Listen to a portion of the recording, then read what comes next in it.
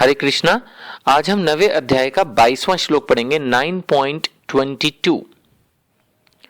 अनन्या चिंतयते माम ये जना पर्युपासते तेषां नित्य अभियुक्तानां योगक्षेम वहाम्यहम्। इस श्लोक में जो आखिरी दो शब्द हैं ये काफी फेमस हैं। आपने एक इंडिया की बहुत famous company LIC of India के अंदर भी इस को सुना होगा और कई जगह इसको लिखा होता है योगक्षेमम वहाम्यहम्। तो आज हम इस श्लोक के बारे में जब चर्चा करेंगे तो इन शब्दों का भी ऑटोमेटिकली उसमें कवरेज आ जाएगा। जो श्लोक मैंने अभी पढ़ा उसका अर्थ प्रभुपाद जी ने जो लिखा है वो है, किंतु जो लोग अनन्य भाव से मेरे दिव्य स्वरूप का ध्यान करते हुए निरंतर मेरी पूजा करते हैं, उनकी जो आवश्यकताएं होती हैं उन्हें मैं पूरा करता हूं और जो कुछ उनके पास है उसकी रक्षा करता हूं। बहुत सीधा सीधा श्लोक है। कोई ऐसी चीज मुझे इस श्लोक में नहीं लग रही जिसको मैं समझने का प्रयास करूं और फिर आपके साथ उसको शेयर करूं। बिल्कुल सीधा सीधा है। जो लोग अनन्य भाव से ध्यान करते हुए निरंतर भगवान की पूजा करते हैं, पहले ये तीन बातें जरूरी हैं। सबसे पहली बात जो जरूरी है वो है अनन्य भाव। सोमवार को कोई और भगवान, मंगलवार को कोई और भगवान, जनवरी में कोई और भगवान, फरवरी में कोई और भगवान। भगवत गीता इसकी सलाह नहीं देती। रिस्पेक्ट सबकी करनी है। जैसे एक पत्नी के लिए, चाहे उसका भाई है, चाहे उसका पिता है, इवन अगर शादी से पहले का कोई मित्र है, तो ये नहीं कि उसकी रिस्पेक्ट नहीं करनी है या उससे बात ही नहीं करनी है, लेकिन पति उसका एक ही होना चाहिए, फोकस एक पर।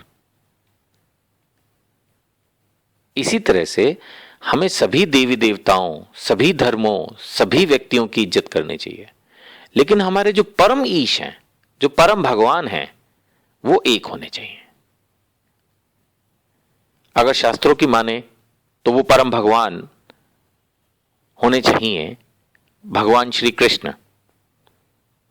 या अगर आपको मर्यादा पुरुषोत्तम रूप ज्यादा पसंद है, अच्छा लगता है, आप उससे ज्यादा अट्रैक्टेड फील करते हैं, there is no difference between Krishna and Rama, then हमारे एकमात्र भगवान होने चाहिए राम। और अगर आपको भगवान का विराट रूप पसंद है, वैभव वाला रूप पसंद है, तो फिर हमारे एक ही भगवान होने चाहिए और वो है लॉर्ड विष्णु, लक्ष्मी नारायण। हमें उनकी पूजा करनी चाहिए। तो जो सबसे पहला अक्षर है, मैं उसी पर फिर से टिप्पणी करना चाहता हूं, अनन्य भाव।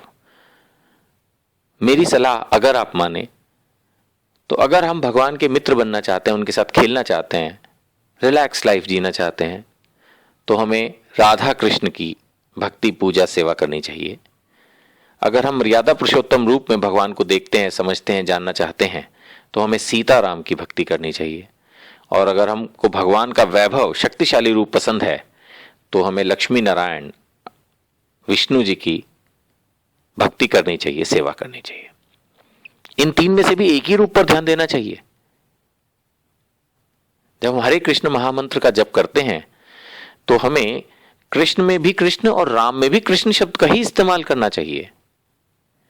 इस्तेमाल इन द सेंस की फीलिंग वाइज।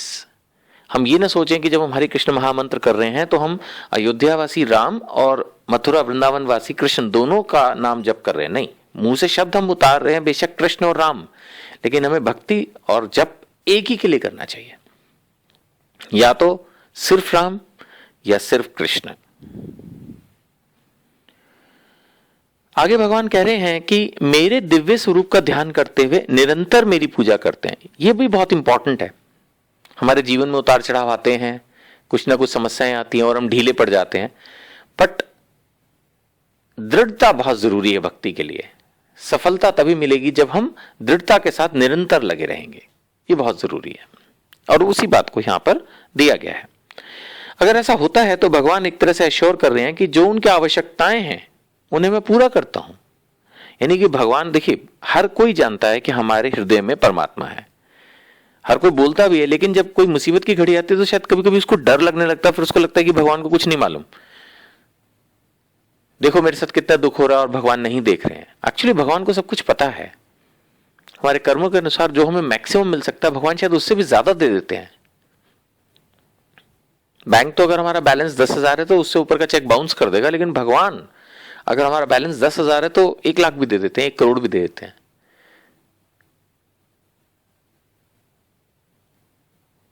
तो भगवान यही कह रहे हैं कि हमारी जो आवश्यकताएं हैं उनको वो पूरा करते हैं,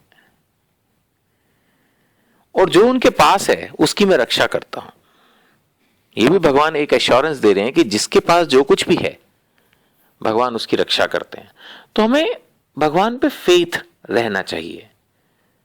कुल मिला के जो हमें मिलना है हमारे कर्मों के अनुसार वो हमें जरूर मिलेगा। बड़ी सिंपल सी बात होती है। कभी कभी हम भूल जाते हैं, और मैं भी भूल जाता हूं और मानसिक कष्ट उठाता हूं, लेकिन फिर जब शांत होकर बैठते हैं, भगवत गीता पढ़ते हैं, हरि नाम जप करते हैं, तो सब चीजें ध्यान आती हैं कि समय से पहले और भाग्य से ज्यादा किसी को नहीं मिलता। तो हमें कोशिश करनी चाहिए कि हम रिलैक्स रहें। जैसा मैंने कहा, मैं भी भूल जाता हूं, आप भी शायद कभी कभी भूल जाते होंगे और किसी चीज के पीछे लग जाते होंगे। प्रभुपाद ने कहा है, नो हैंकरिंग नो लिमिटेशन। ना हमें किसी चीज के पीछे बहुत ज्यादा पड़ना चाहिए और ना उसके ना मिलने पर दुख मनाना चाहिए। No hankering no limitation.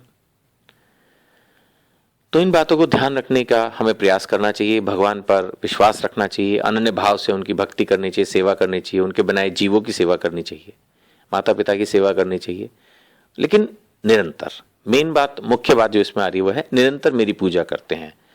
यानी कि हम भगवान या उनके भक्तों की, अपने माता पिता की, अन्य जीवों की जो सेवा करते हैं वो हमें निरंतर करने का प्रयास करना चाहिए। तब सब कुछ शुभ ही होगा। हरे कृष्णा।